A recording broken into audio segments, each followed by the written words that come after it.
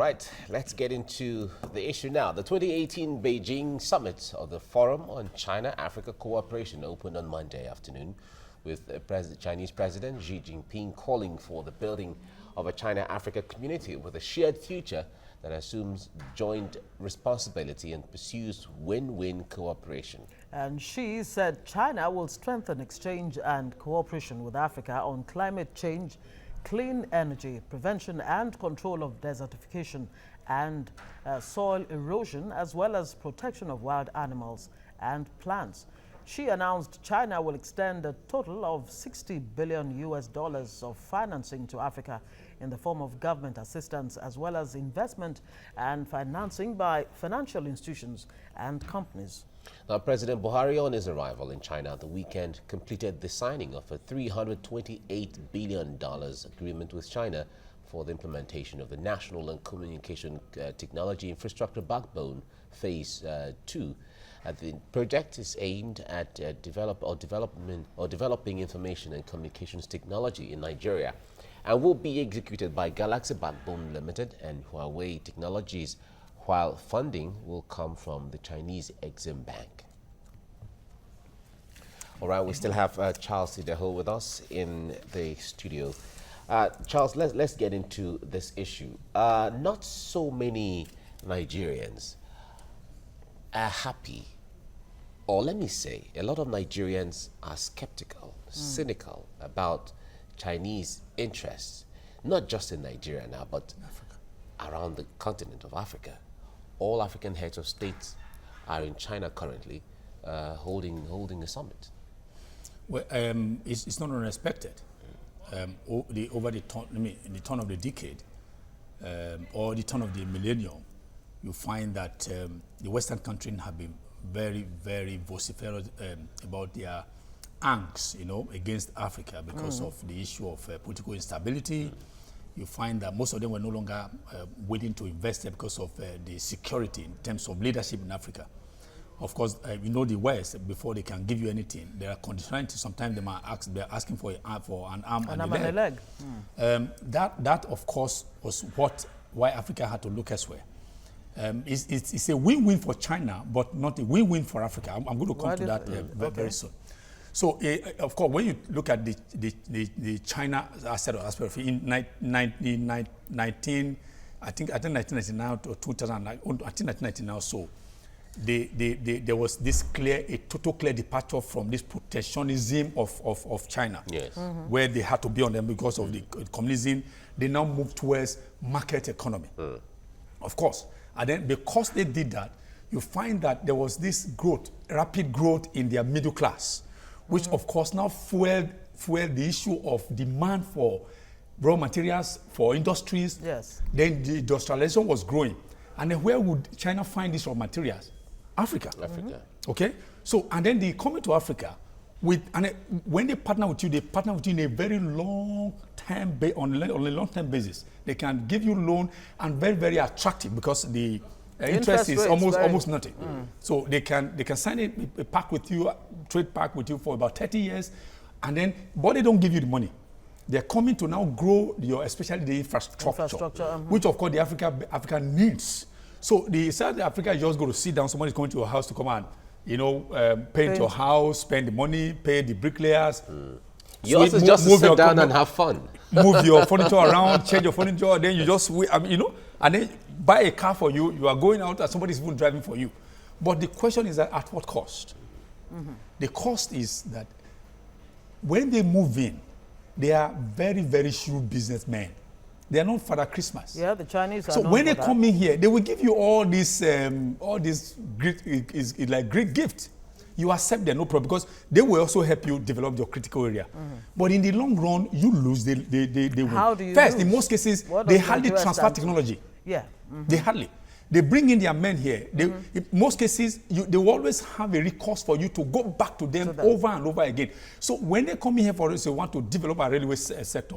Who did they employ? They employ the unskilled, the unskilled laborers. So by the time they use them, they bring in their own skilled laborers from over there, skilled labor. Yes. So by the time they are done, you want repairs also, you need to call them, and that's you also pay.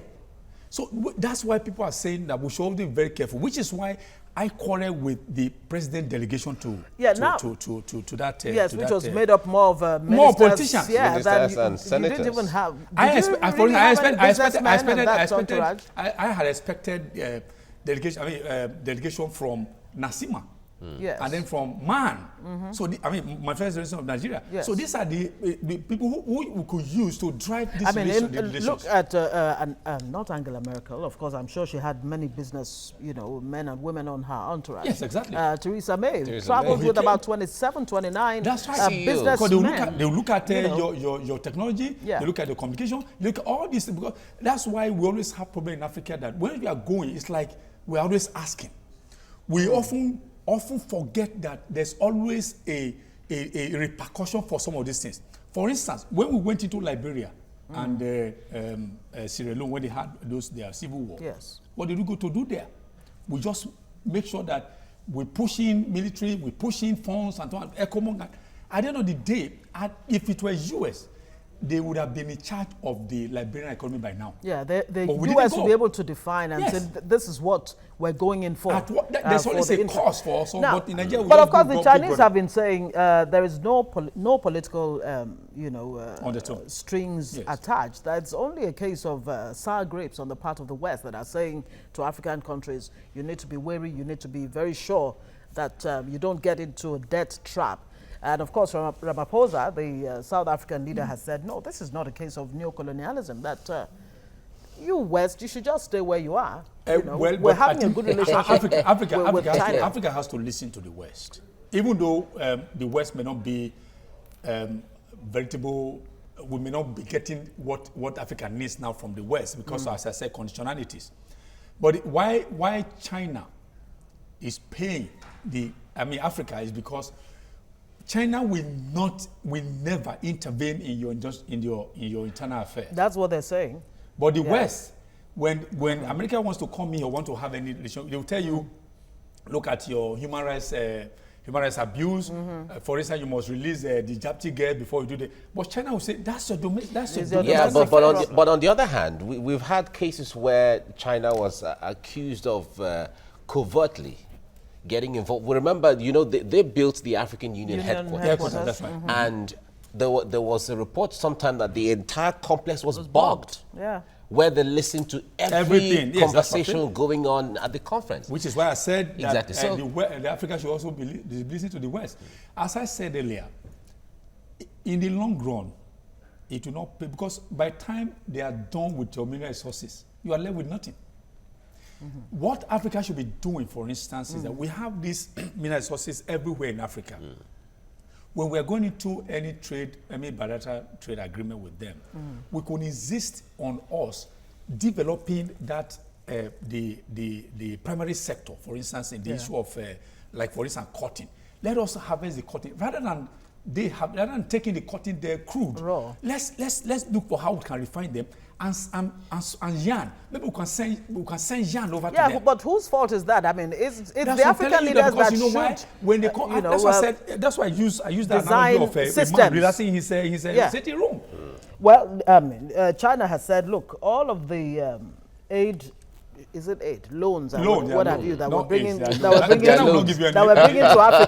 China will not give any aid. It's not for vanity projects. It's low, but very, very minimal. Get that point. It's not for vanity projects. No, it's not. How will African leaders, especially Nigeria, ensure that these funds that we're excited about?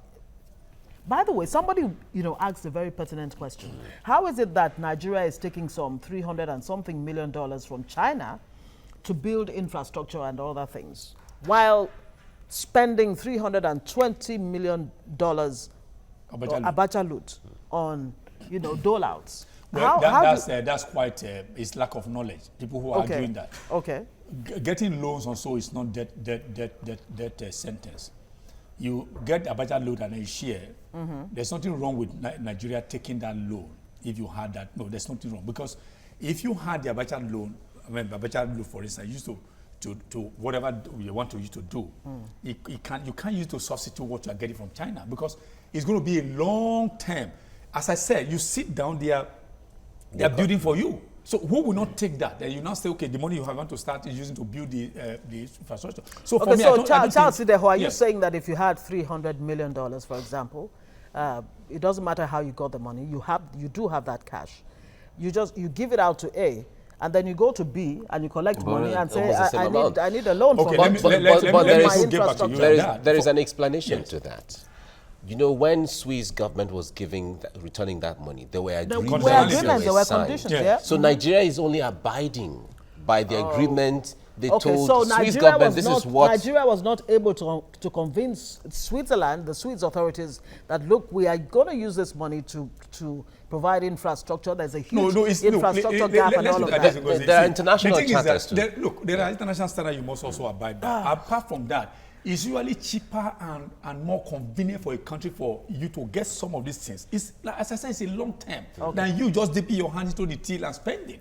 So for me, I don't think there's anything wrong with that. In the meantime, China also plans to exempt some African countries from outstanding debts incurred. Some of the issues, of course, that China is looking at, the least developed countries, the highly indebted poor countries, and all of that, the rest of them. you know, and then those countries and small developing countries with countries diplomatic relations with China. Nigeria doesn't seem to be in any of this category. Nigeria is the biggest, so we don't fall in that category. Nigeria is the one that's driving this Africa. You see the way she's looking at me. But Nigeria is the one driving this Sino-Africa relations. Hold on, guys. Now you have a country that has the highest number of poor people. 87 million out of our 193 million population is below the poverty line, right?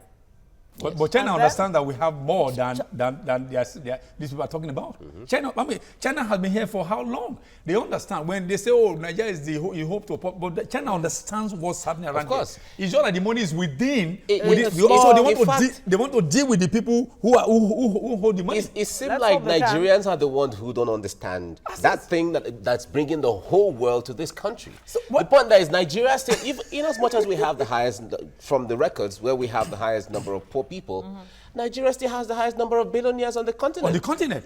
What an irony. Exactly. So how would the country believe that? And then even Theresa May that is coming in here, if you say you have poor people, why is Theresa May coming over here? Is it to give us money to... No. The information minister. They want to also cash in. They're all lining up to come to Nigeria. Exactly. Okay, let me also tell you. Nigeria is the sweet Theresa May having problem with this issue of Brexit. So they are looking for new partners. They're looking for new areas where they can develop their trade. So that's why he came with this retinue of businessmen to feast on the poor people, of course, to take advantage of them. Look, no Father Christmas in the world. Let me just get that. No other country can love your country more than. No. So when they come, even China, when they come, don't worry, we'll do this. It's not because they love you. No, because they're going to get at the end of the day. Because as I said, they will always get more. We do agree on that, but what should our own leaders, Nigerian leaders, be doing? That's a big question. How to take advantage of this? That it is mutually beneficial at best. I think. Let me give you an example. I make an analogy. They were accusing Professor Patu Tommy of superintending over the collapse of Volkswagen. But I was able to get involved in some research. It wasn't like that. What Tommy was saying then is that rather than why don't you grow your rubber industry that is going to give you jobs to millions of people than Volkswagen that gave job to about 10,000. This is why I also want to come over to this issue of the Sino-Nigerian relations. What we should be doing is that these resources that they are after, when they, for instance, somebody even said yesterday that in Kano, there used to be a market, or there is a market that used to be you'll find the preponderance of northern Nigerian tradesmen. They were in charge of that market, textile market. But now the Chinese people have taken over. No, what I'm saying is first that we can decide to hold on to our resources. We process them, and when we get to a level where we can earn huge foreign investment, and then we send over to the other alliance to come here to mine. But who is going to process? Who is going to process that raw material into a semi? Can we not generate our own technology? Don't we have men abroad? People who are abroad. We have enough. We have enough. The point there is, you also know that the Nigerian penchant or the penchant, as some people call it, stick with the penchant. The Nigerian penchant for foreign-made goods or products, it doesn't help matters. It's not helping matters at all because the we volume yes. of request or preference for anything imported is harming the No, it's not always the case, Mike. Okay, I ask a question, a rhetorical question. How did we get to a point where the Nigerian wire is preferred more than the imported wire? How did we get there? For today, when you get to the market, people are asking for Nigerian-made wires. You mean electric cables? Electric cables, yeah, electric cables, yes. That's what I mean. Electric cables, they prefer that to the ones imported. Yeah. Why? How did you get there? Yeah, I actually wanted to buy the ceiling fan, and somebody said, yes. look, the Nigeria ceiling fan, Nigeria-made ceiling fan is actually better and more durable. So and we have begun to get it. What the government is failing to do is that, for instance, we learned that the military, they bought over jackboot from Aba shoemakers. Why? Okay. Why don't we, even the innocent and why don't we insist on certain things? In India, for instance, once you get, once you get a government appointment, you are expected by law to drive an Indian-made car. So that is what is. I think the system has a big challenge because, like you were talking, there's also the issue of electric meters.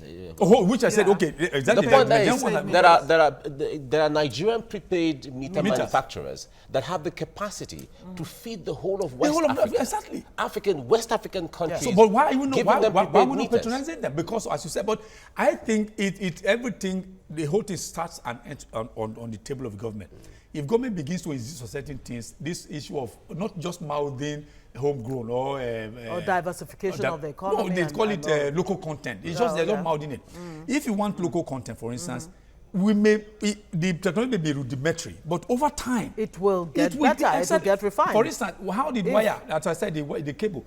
In the beginning, it wasn't like that, but they improved because they were getting patronage. They were improving. Today, it has got to a standard where you need it, you prefer it to. Do you know, Charles Ideho? You mentioned Kano earlier. Yes. Do you know that Nigeria actually is the largest exporter of leather in the world? Leather, certainly hides and skin. Hides and skin. But what did we do? World. We take it out in its raw form. And then we buy the designer leather goods and that we take from exactly. Okay, somebody even told me. They said we eat our pomo, unfortunately. And even the pomo, we eat raw material. We eat raw material. Right? Somebody said Aba. You had to go there. In Aba, for instance, in Aba, there were this trendy suit that they sold in Aba. Some people, very smart people guys came. They took this thing to Turkey. Okay, when they got it, they now brought them. They brought them back to Nigeria. See. And they were Aba. And then the price will be times 3. Of course, change. So the question I ask is that what is government doing? Rather than government even driving all this Prado jeep, why don't we just look for how we do some of these things? It was there in the military days when Pujo was here. Yeah.